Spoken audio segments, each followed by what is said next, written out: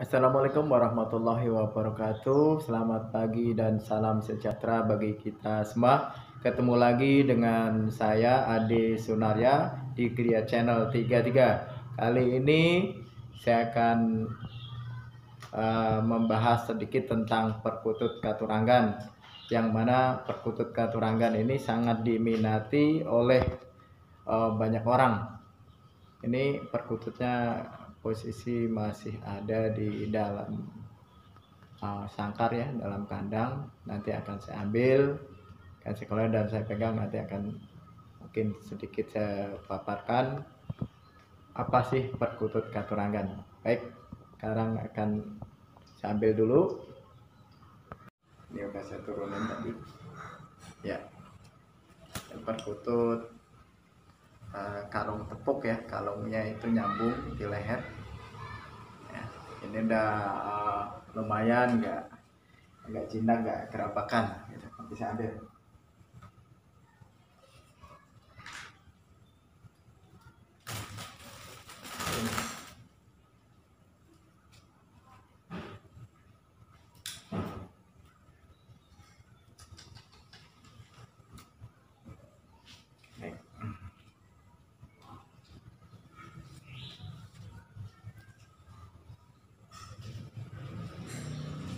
Ya, ini bisa didekatkan sama kamera. Terus sayapnya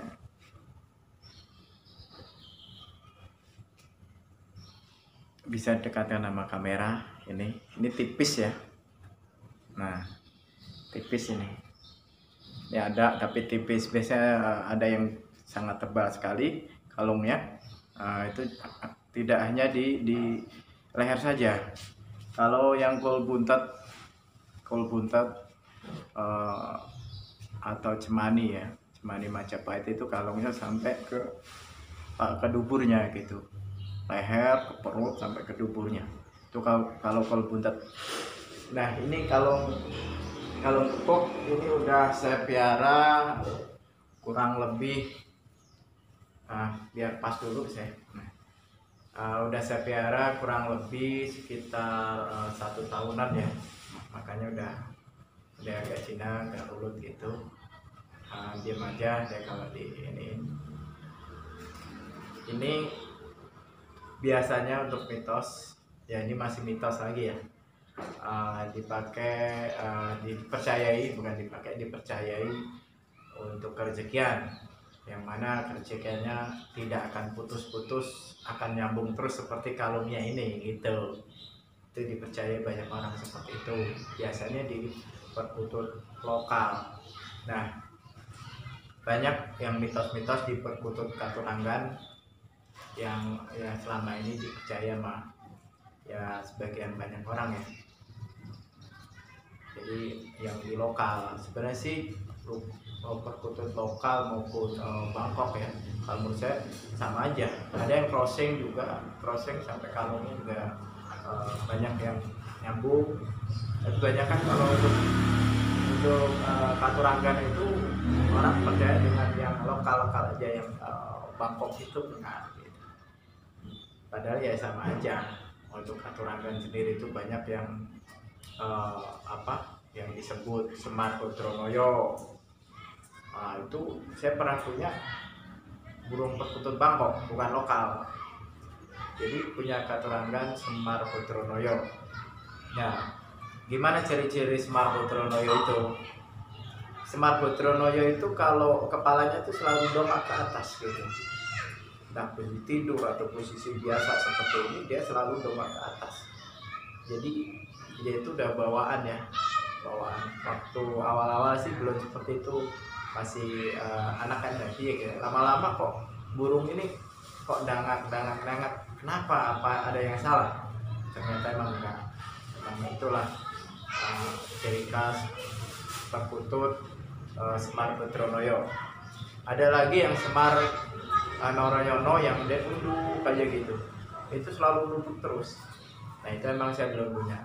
Nah, kalau ini kan kalau empuk ya, saya punya kebetulan yang kemarin udah saya upload, itu perkutut jambul atau orang bisa bilang itu Songgoratu ya. Gitu. Banyak katuranggan yang mungkin nggak bisa saya sebutkan satu persatu, banyak sekali kayak gitu. Ada yang dibilang kul buntut Majapahit tadi yang burungnya sampai ini itu hitam, biasanya burungnya kecil hitam gitu. Jadi ekor korolang, ekornya ini belang-belang tuh. Aduh, ini ada yang cabut nih, ekornya belang-belang. Terus ada yang di sini si sayap yang ini itu ada yang putih, entah di kanan atau kiri atau bisa dua-duanya. Di sayap ini, sayap yang bulu yang besar ya, nah itu bisa namanya buntel mayit. Kayaknya orang nggak mau nih sirikan nih kalau miara yang seperti ini deh, dia akan takut, takut terjadi suatu apa-apa di diri maupun keluarganya karena buntel mayit nyebutnya. Nah itu orang pasti takut. Nah kalau yang di apa namanya di punggung ini Songgobono itu biasanya bagus di punggung sini, dia adanya di belakang leher ya, di punggung itu putih, bulu halus putih, itu Songgobono. Nah ada di sayap yang bulu halus, itu namanya Cendolo Sabdo. Nah kalau di kaki yang kakinya nyilang gitu, itu biasanya bisa disebut racik besi atau apa ya namanya. Banyak orang yang nyebut ini nyilangnya dikit, ini nyilangnya dikit, ada silangnya juga, saya juga belum tahu, ternyata ada ya, saya lihat ada silang gak full gitu. Nah terus selain itu ada yang dibilang buah apa namanya buah sih, dadanya terbelah. Dada terbelah itu bisa disebut banyu mili kalau sampai ke bawah ya, sampai ke dubur. Tapi kalau sampai ke dada terus agak dekok di dadanya itu pancuran mas itu. Terus kalau paruh ada yang melengkung, itu tombak cerucukan. Itu sebenarnya sih karena perkutut jarang dikena matahari atau jarang dijemur, itu bukan paruhnya aja tapi kuku-kukunya ini akan majang, dia akan putih, nggak sehat gitu. Makanya burung perkutut tuh harusnya emang kena matahari, sering kena matahari, terjemur dan banyak vitamin lah, nanti biar dia sehat, kondisi normal gitu. Nah selain itu banyak yang apa namanya perkutut yang emang apa ya digemari sama orang ya, salah satunya untuk lomba ya, itu biasanya di perkutut Bangkok. Kalau untuk lomba itu di perkutut Bangkok, suaranya yang besar, yang ya sangat istimewa lah, dari ujung tengah sampai akhir itu berosor gitu, suaranya itu bagus sekali.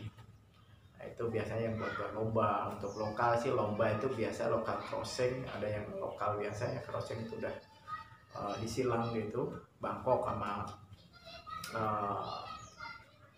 apa lokal, jadi suaranya nanti juga bagus gitu.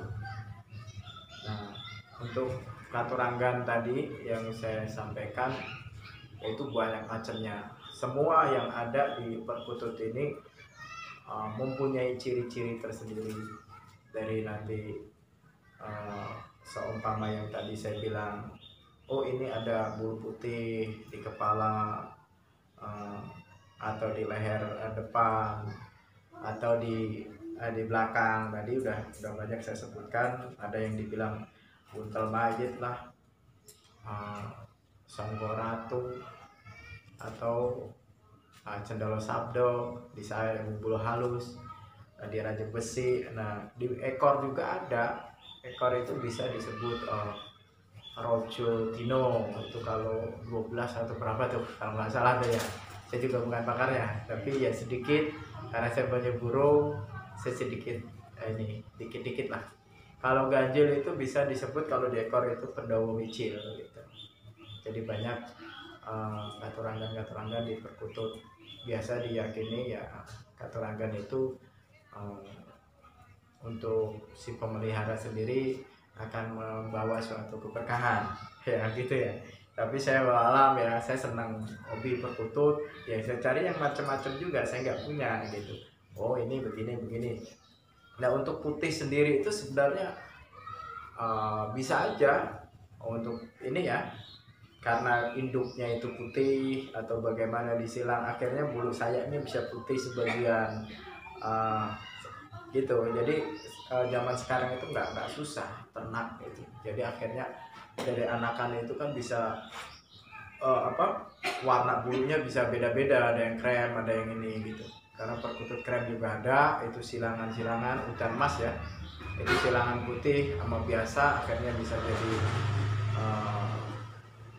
krem atau putih atau biasa.